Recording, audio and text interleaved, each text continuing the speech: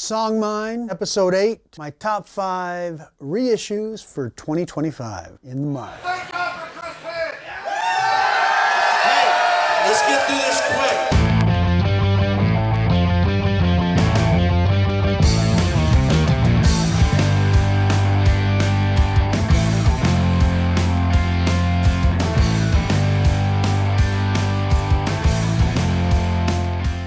All right, well, we made it. We're here. It's the top 5 reissues for 2025. My top 5 reissues for 2025. It's been a hard year in the mine. I lost my Roni, which has kind of been the hardest maybe because she was my buddy. And she's made an appearance here and there in the mine. And if you've seen the last few episodes of SONGMINE, I do a little tribute at the very end because I lost her in September, which is not to bring down everybody in the mine. But then, of course, we did lose a good friend. I did lose a good friend that was a fan of the mine. He's a miner himself. He got into it. My friend named Mike Graham. We lost him this year. A guy my age, entrepreneur, business dude, knew what he was talking about. I was looking forward to a lot of conversations, not just about politics, but about, business. And then lost the ever wonderful and ever great Chris Penn of Good Records of Dallas, Texas. I play a lot of things from Good Records these days and probably for the rest of my life, and a lot of those things are things that I bought from his hand to mine at Good Records, along with Jacob and all those guys. So anyway, it's been a tough year in the mine. But having said that, we do move on, and they would have wanted us to champion on. And in that vein, in the mine, we continue on with my top 5 reissues of 2025.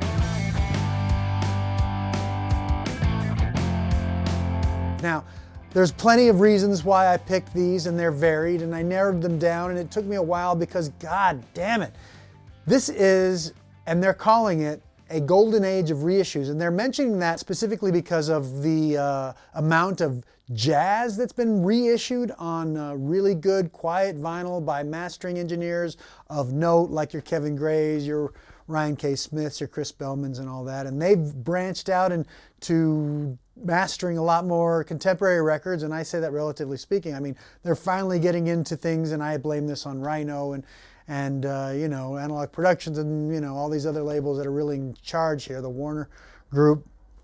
But they're finally putting out stuff that came out and that was popular in the 80s, and thank God, because it's about time. You'll see in the mine, in this top 5 reissues, representations of things that have been long overdue in a reissue, and even more so in an audiophile reissue. And now, not all of these titles that you're going to see on SONGMINE are quote-unquote audiophile reissues, though a couple are with note. This is why they call it the golden age. There's a lot of things coming out, things that I didn't expect, and a couple of those things are in this list this year, and that sound great because they know how to do that now. They know better how to do that than they did in the 70s, in the 80s, in the 90s for sure, and then they forgot how, right? And they had to kind of rethink and reteach themselves, kind of what G.I. Sanders was saying, reinvent themselves in a lot of ways for today, for 2025 essentially. And now we expect these things to sound at least halfway decent. We don't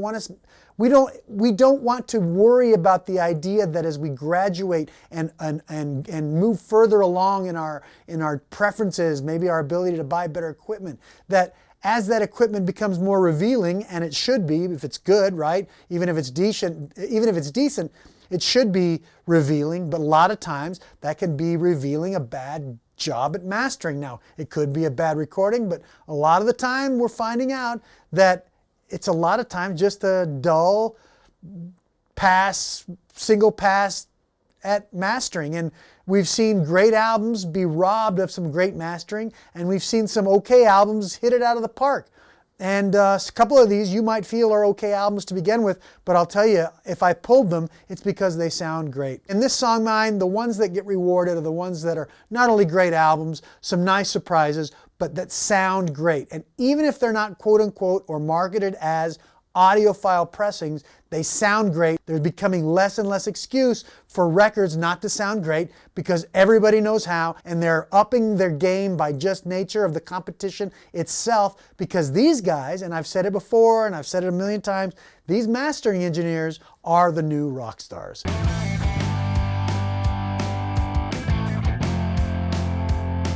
We got a tie. Right off the bat, we got a tie. And the reason we have a tie is because one of these just kind of came into my possession. I'd never owned this album before, I have to tell you right off the bat. The reason I had never bought one of the albums in this tie, the one I'm about to show you, is because I knew that if I found one, it was going to sound like crap. Every other one that I've ever found, put on a turntable at the record store, and it was pretty scratchy, man. And most of the time, it was scratchy, but it was still way, way more than I wanted to spend. And most of the time, the cover was ratty and the banana was peeled off. And if you know what I'm talking about, in a tie with another one that I'll show next, the Velvet Underground and Nico, and this is the Andy Warhol designed banana issue. Yes, the banana peels. Am I going to peel it for you? No. Weird question. This sounds phenomenal. All analog pressing from the original master tapes. If you do not have this record or are not satisfied for any other reason because it's ratty, old, noisy, whatever, they know how to make these things sound great in 2025, and this is a perfect example of that. Now, I'll tell you why the tie in a second after I tell you who it's tied with. This sounds phenomenally quiet in the quiet parts. There's no noisy vinyl, nothing on my rig I hear, and I have a decent rig. This is all analog, and it was mastered by a guy named Joe Nino Ernest. Joe Nino Ernest at Sterling Sound. Of course, Sterling Sound is the one of the classic mastering facilities of all time, and for something not to sound great out of that is a real mistake, because most everything does sound great out of there already. And for this guy to get that gig, he must be good. Now, he's a name I haven't heard yet as of this taping of this SONGMINE, but he did a great job, and he did a great job for a record that needed to be released in a clean, non-played, non-scratchy way for a new audience. And you can say, well, that's not a new record, right? It's fairly old. Was it 1969 or something like that? 1970? Who cares? It sounds great. And they got it for the original master tapes, and he did a phenomenal job on it. So cheers to you, Joe Nino Ernest.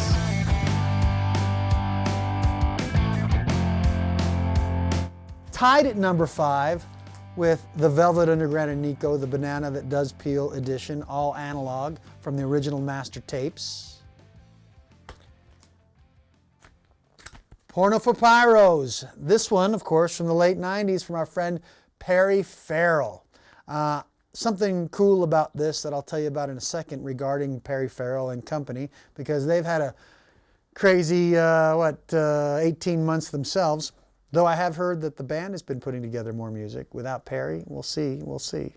Anyway, point is this, and I do think the future is bright, but we'll get to that. I had a version of this before I had this. It was a 1,000 limited copy. It was a 1,000 limited copy on blue that Rhino put out for a record store in, I think, 2014. I bought it at Encore Music in Austin when it was still available, and I sold it back to the same guy I bought it from, who now works at All That Music here in El Paso, oddly enough. And I said, I'm only going to take it to the one guy I bought it from. And needless to say, it's worth more than it was.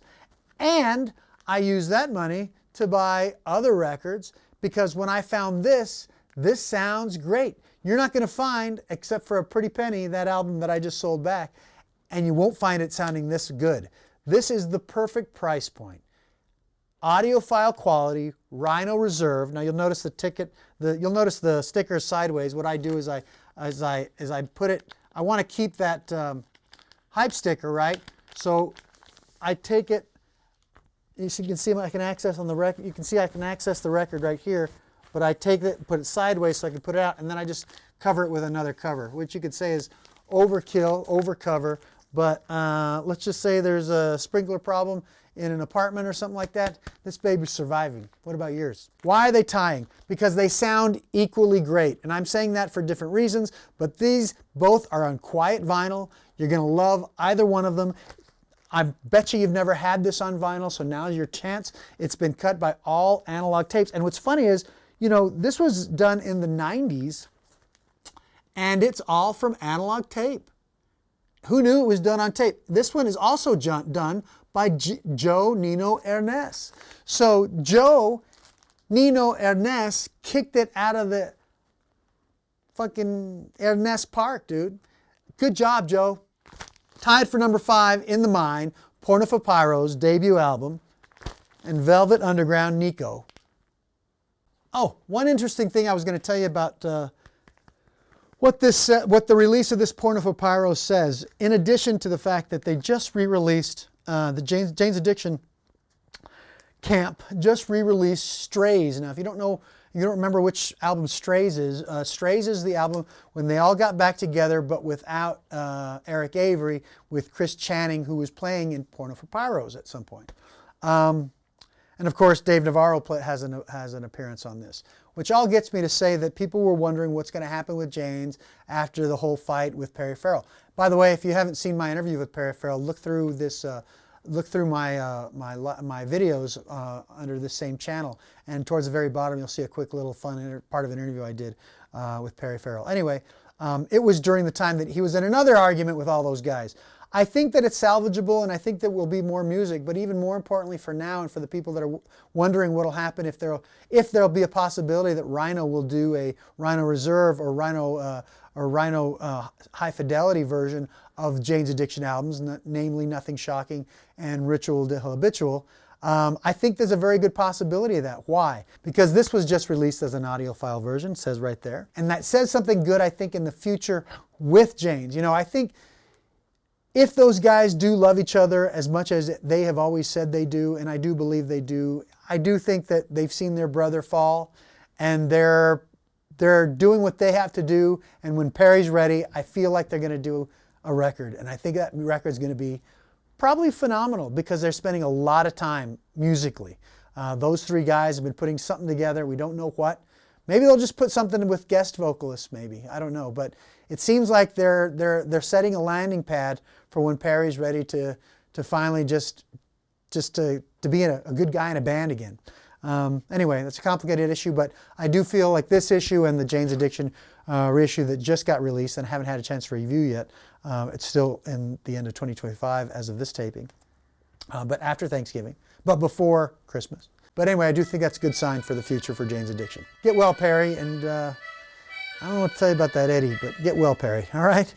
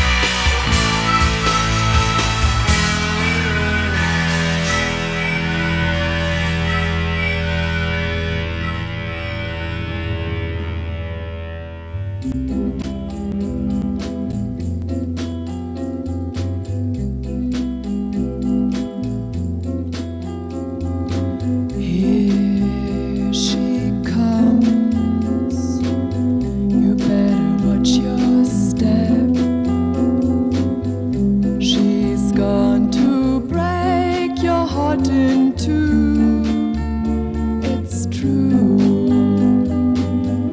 It's not hard to realize. Just look into her false-colored eyes. She'll build you up to just put you down. What a clown, 'cause everybody knows the things she does to please. She's just a little tease. See the way she walks, hear the way she talks. You're written in her book. You're number 37, have a look. She's gone to smile to make you frown. What a clown. Little boy, she's from the street. Before you start, you're already beat. She's gone to play you for a fool. Yes, it's true, 'cause everybody knows the things she does to please. She's just a little tease. See the way she walks, hear the way she talks. 'Cause everybody knows the things she does to please. She's just a little tease. Oh, oh, oh. Oh, oh, oh. Number 4 in the mine.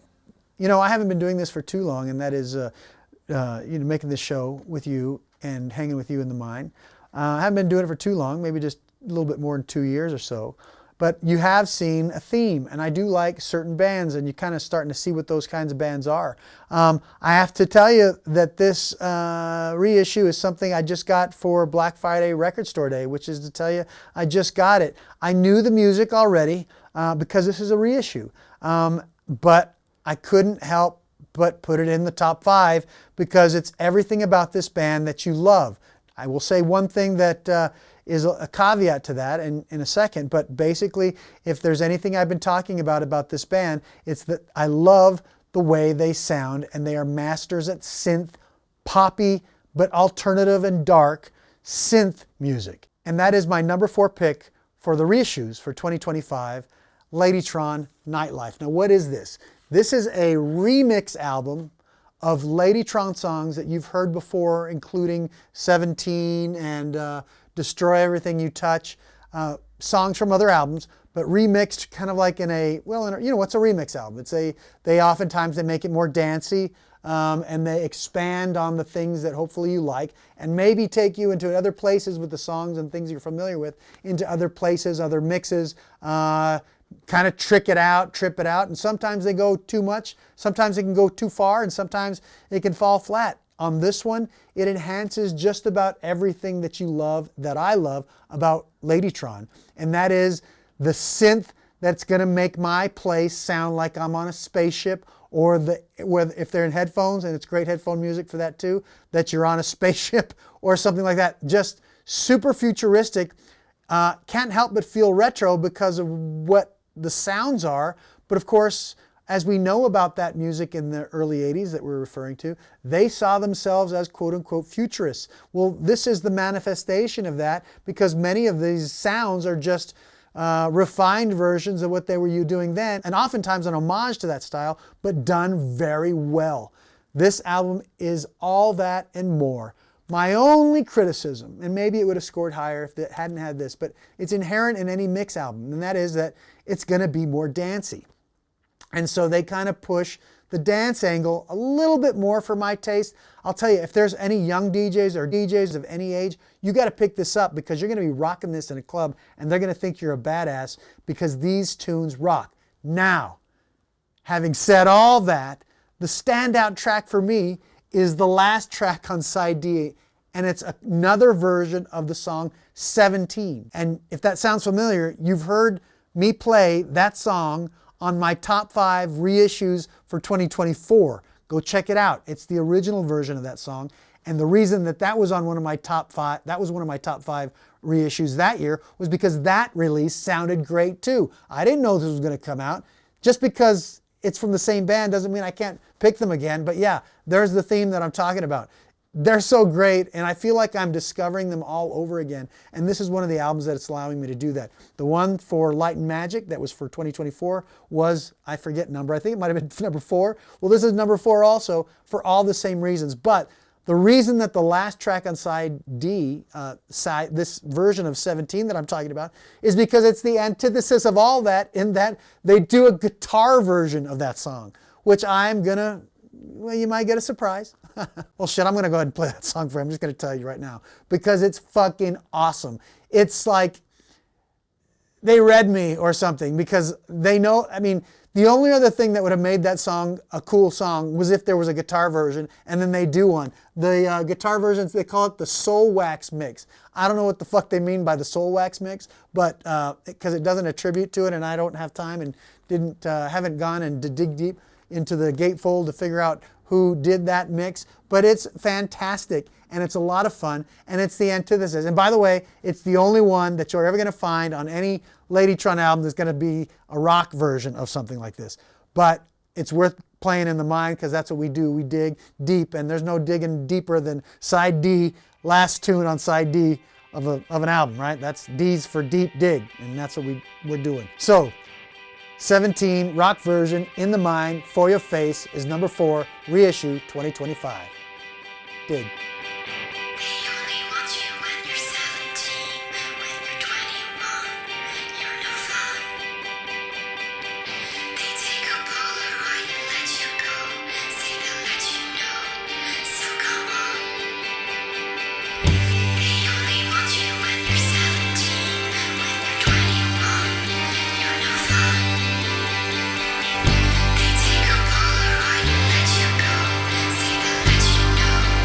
So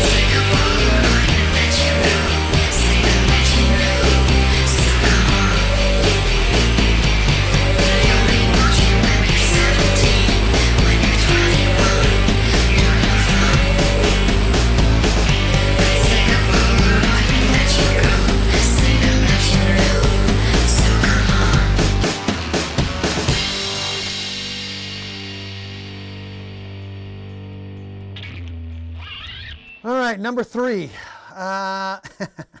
Every once in a while there'll be an album where I haven't thought about it in a while, and I know that in my past, you know, in my collecting, I do think often that if an album ever comes out, I want to make sure I jump on it, because especially, you know, a couple of years ago, even more so, if you didn't jump on something, it was gone.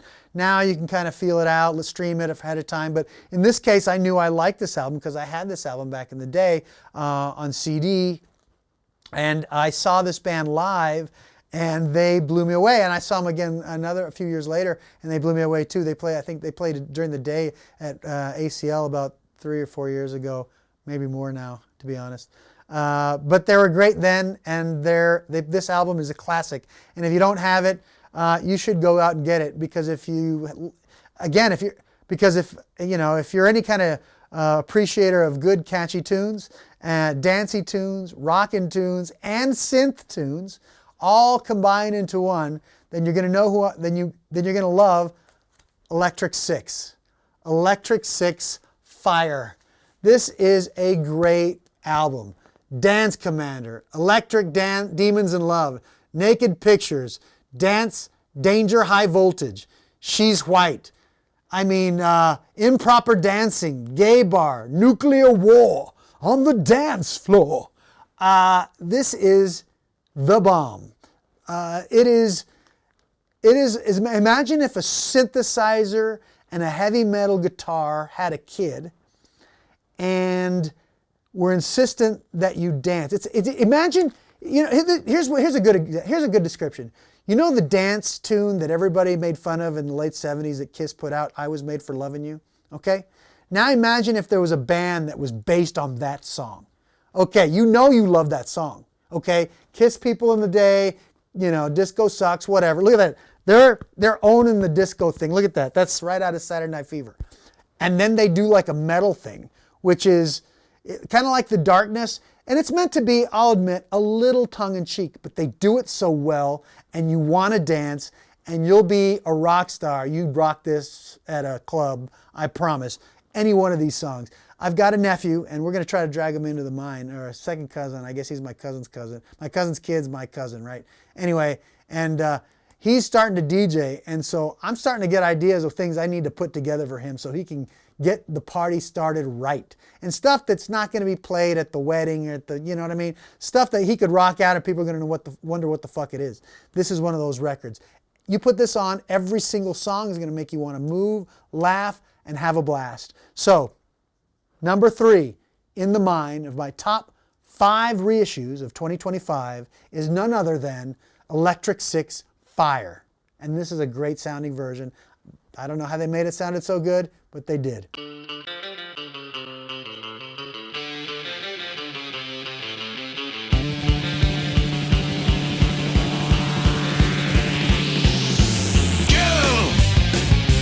Take you to a gay bar. I wanna take you to a gay bar. I wanna take you to a gay bar, gay bar, gay bar. Let's start a war. Start a nuclear war.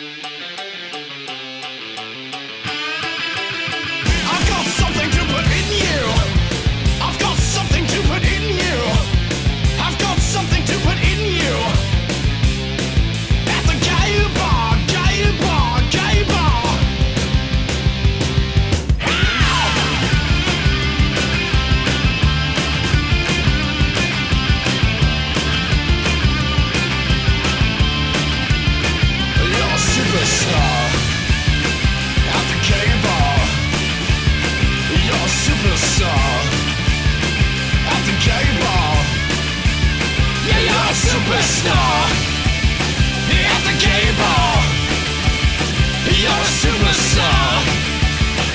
At the gay bar. Superstar. Superstar.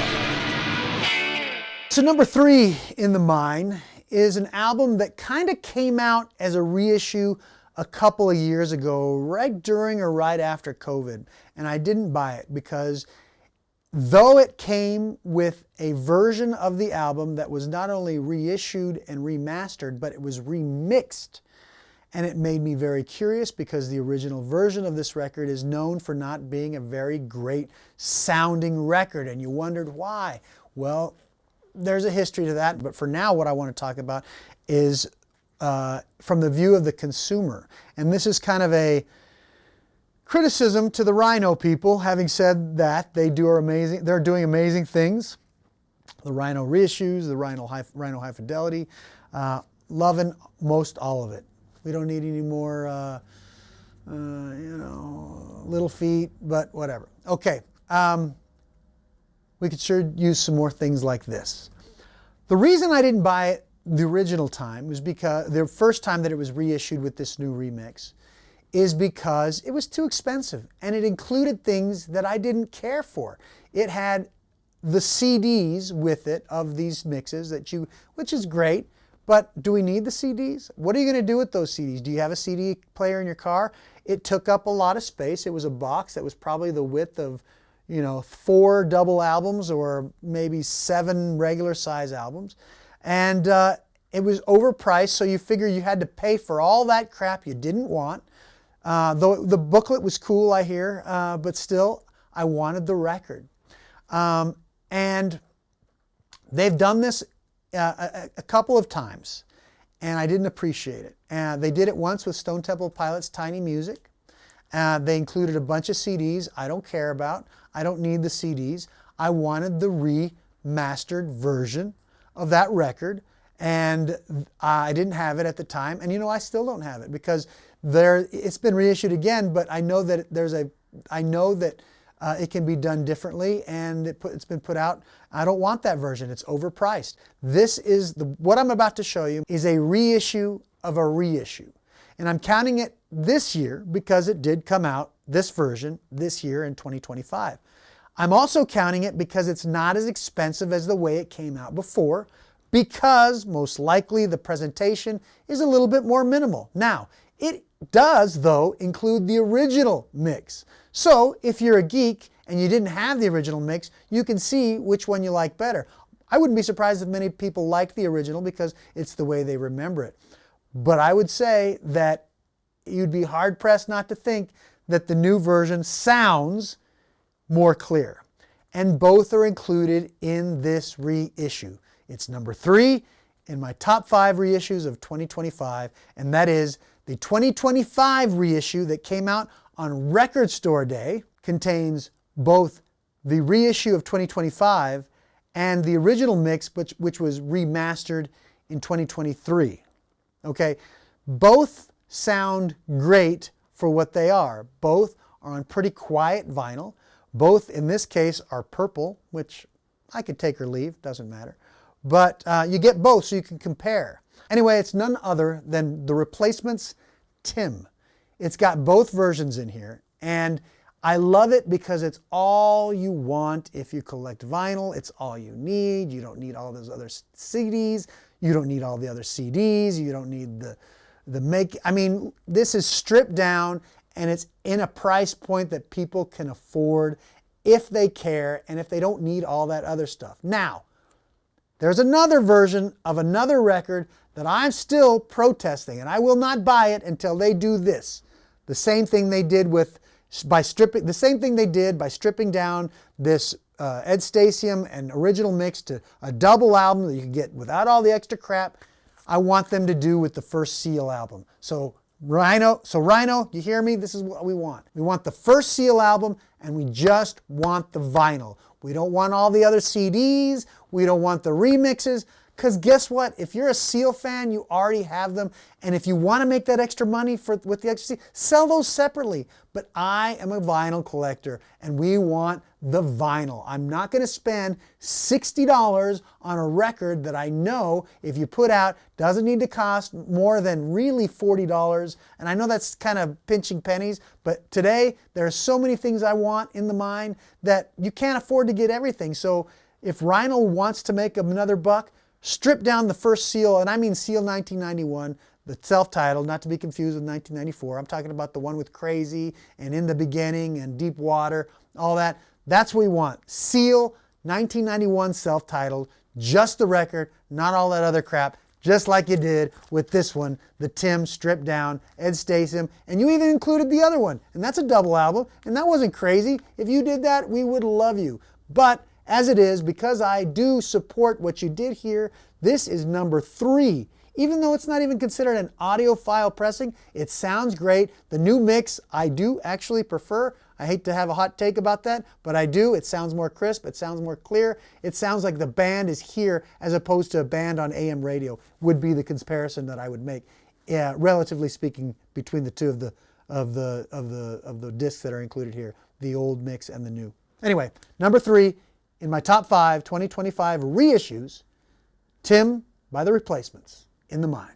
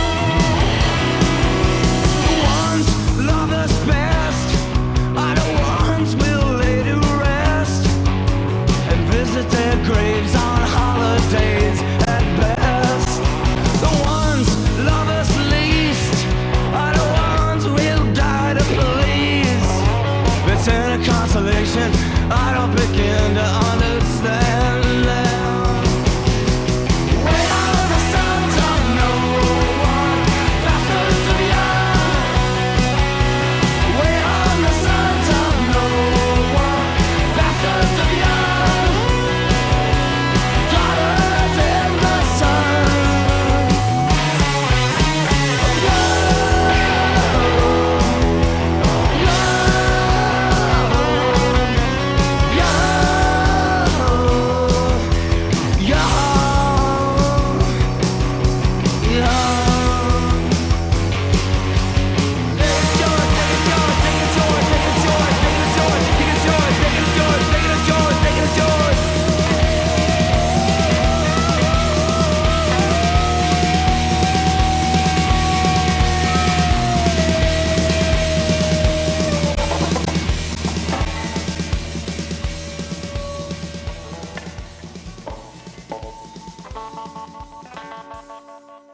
Well, you know, just like with anything, there's going to be a disappointment. And not every reissue is better than the one it was meant to replace or to amend or upend or appendix or be the supplement to or whatever, right? Not every time do they hit it out of the park.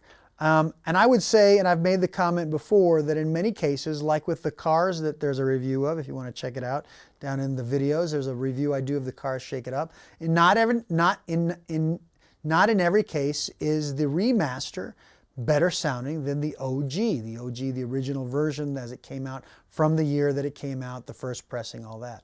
There are a lot of reasons for that. We've made We've noted in the Mine in that episode that can be the lack of compression because audiophiles don't think that compression is cool.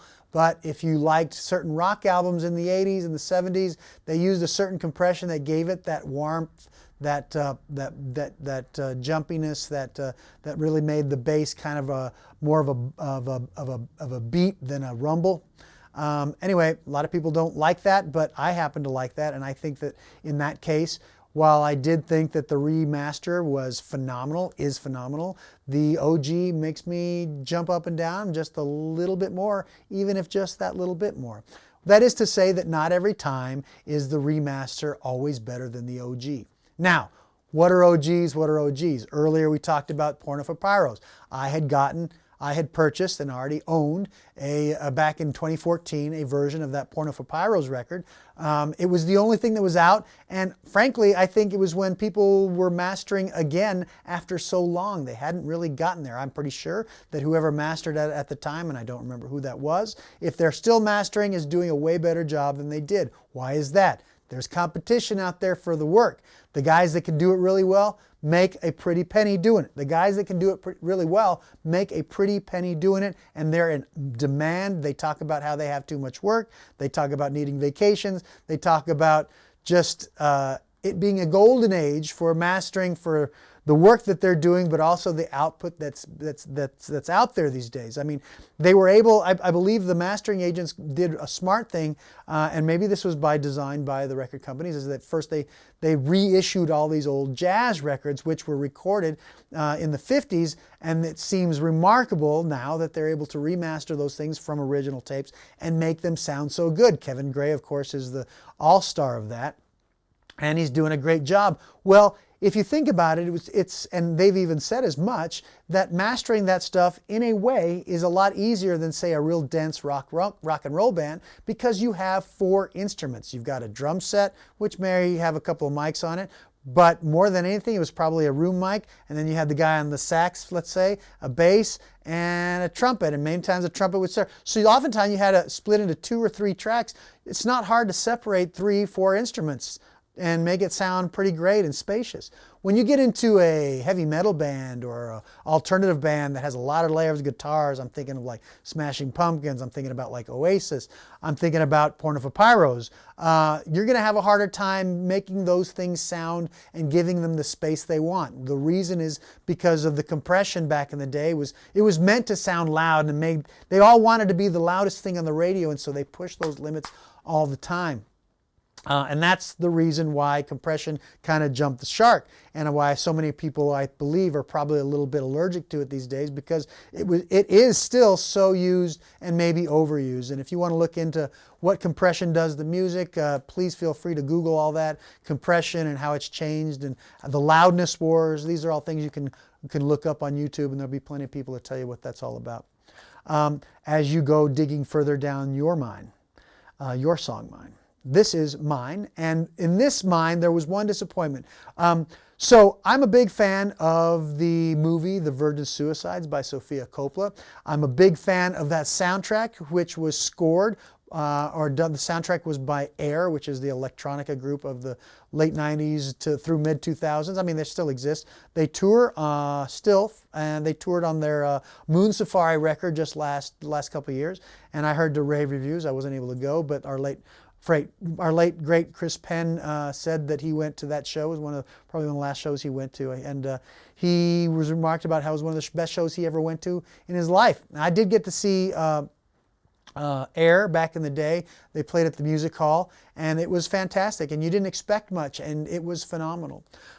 So it's hard to say this, but their redo of the Virgin Suicides on vinyl is a new analog mix, and to me, it took, I don't know, it's like, the best I can say is that they tried it to make it sound more organic.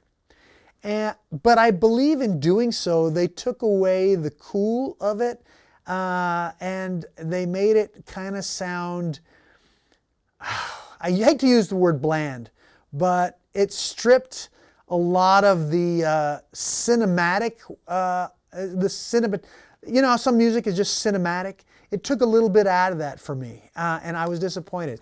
I have a copy that I bought a while back that I figured, well, maybe it's going to better this. You know, I mean, I bought into the, I'm going to cover that up there. I bought into the hype that the new version would be better. And, you know, I'm glad I kept this. Number one, it's now worth more than I paid for it, which is cool, always. Not planning on flipping it. I'm going to keep it. And the reason I'm going to keep it and not flip it, like I did with the Porno for Pyros when I got the new one that sounds better, is that this one on 2025 just doesn't have the life that the other did. It's like these guys, the best I can say is, it's if these guys were kind of demoing it and they wanted to kind of give you the lo-fi version, which, listen, there's an audience for that, I know, but it's not me. I prefer the original mix. I prefer the original version. And in 2025, the only real disappointment that I had was this mix. I wish it were better. I love Air, and I can't wait for them to put out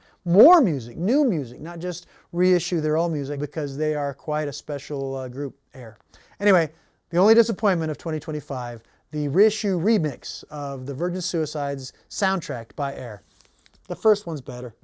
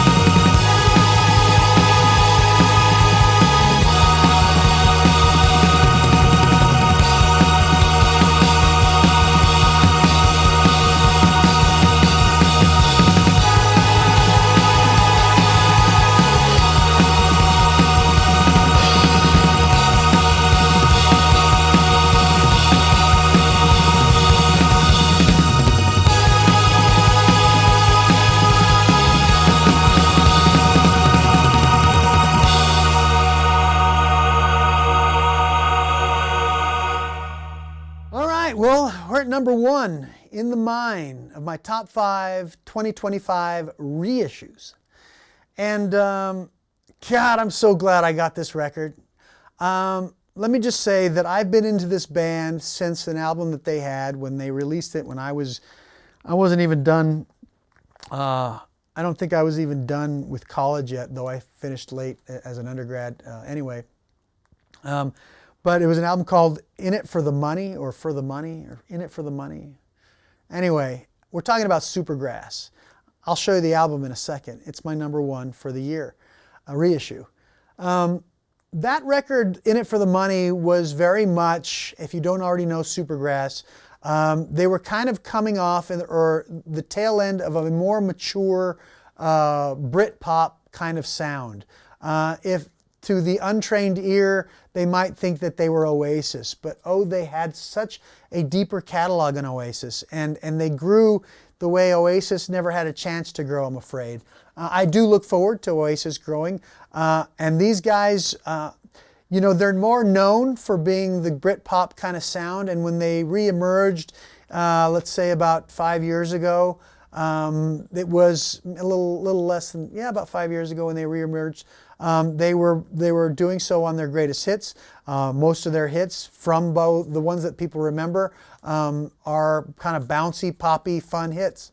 I mentioned in the new releases, my top 5 new releases for 2024, that the bands Fontaines DC were in the midst of what I felt were like a growing up period, and that was marked by less of the pop punk kind of thing and more of a refined, simple, laid back, maturing in the music. And I related it to, you know, when U2 finally grew up, you know, post, let's say, war was kind of when they kind of started to really grow up into Unforgettable Fire. And they were very thankful for having the opportunity within the same record label that allowed them to do that and still financed them. And they were still selling records. I mean, War and, you know, Sunday Bloody Sunday, those were no slouches, and they were on an upward trajectory by that point for sure. So, but the record business was way different. And that's kind of true with Supergrass. But the album that I'm about to show you as my number one reissue for 2025, I would say is a markation of when they kind of spread their wings, their grown-up wings, with the talents that they'd honed, the songwriting that they honed, and made something really, really classic. I think it's underrated, and I'm very proud to call it my number one reissue because I've been listening to very few other reissues this year as much. I can't stop it. And I hope that maybe one day you can't stop it either. So my number one reissue for 2025, Supergrass, Road to Ruin, and that's R-O-U-E-N, not to be confused with the Ramones' Road to Ruin and other things that are titled similarly. It was a digital recording, so no biggie. It proves that digital can sound fantastic, as G.I. Sanders was saying, on vinyl, and we all know by now, of course. But it's my favorite record this year of reissues. It starts off with a totally different tone than any other Supergrass record, though some have kind of started off slowly. In It For The Money is one of those records. This one kind of stays in this it's like a great driving record. You could put this thing on, maybe drive at night. I guess that kind of hit home with this. I guess that's not too far of a stretch, but maybe because it feels like that, that's the way they chose that picture. That's why they chose that picture, right? I mean, it's a smooth sounding record. It's definitely rocking. Again, I would relate it to when Arctic Monkeys put out AM. It was a mature time for them, maturing from a more spastic style from before. That would be generically true about this record. I can't recommend this enough. It sounds great, and I'm going to give you a little sample of it because that's how I am. That's the kind of miner I am in the mine. I dig and I give. I dig and I give. I dig and I give. Anyway, Supergrass, Road to Ruin is my number one reissue for 2025. Go get you a copy. Go get you one from Santa to give a copy. Totally underrated. Totally fantastic. Rock and roll. Supergrass, Road to Ruin is my number one reissue for 2025 in the Mine.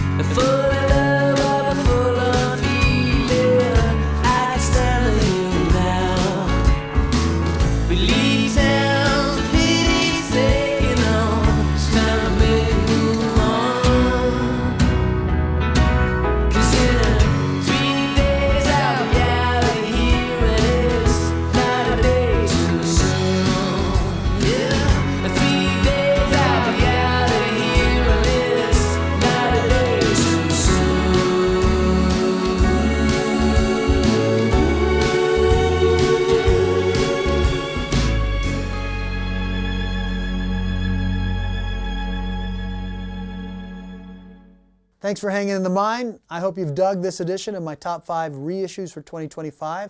Again, we're going to keep doing these as long as you keep showing up and as long as they're fun to do. I enjoy showing and sharing and playing show and tell, and I guess it's evident with a show such as SONGMINE. So thanks again for digging deep in the Mine. Make sure you look for my top 5 new albums of 2025.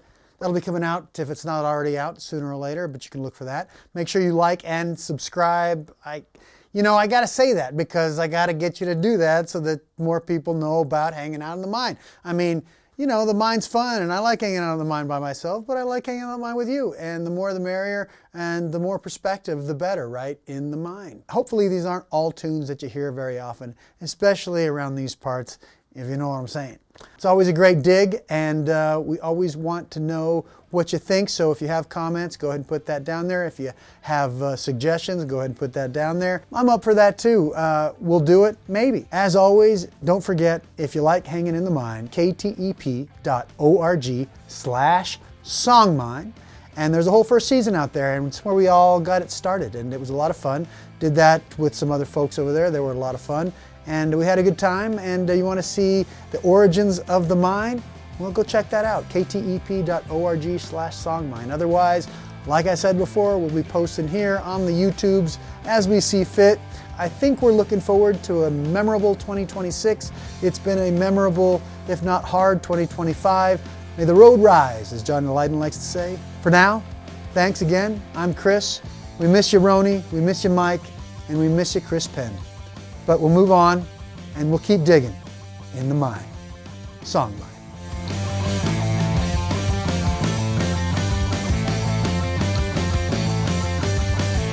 SONGMINE. The only thing we have to fear is